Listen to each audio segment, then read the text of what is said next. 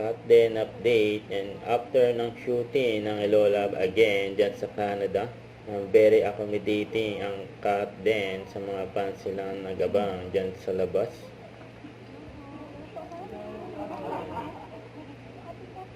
Dahil pang gusto magpa-picture kila Catherine at Alden.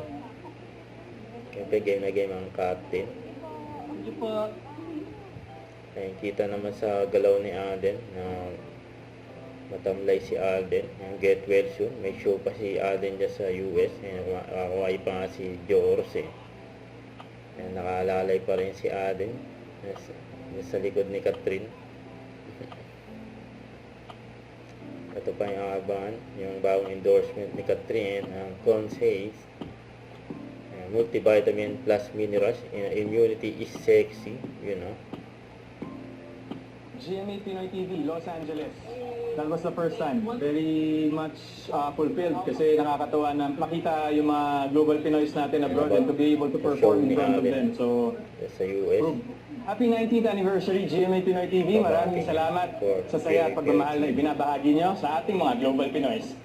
Huwag kalimutan mag-subscribe, click ang notification para po ma-update. Ito po ang Nature Reaction Vlog. Bye guys, team for watching.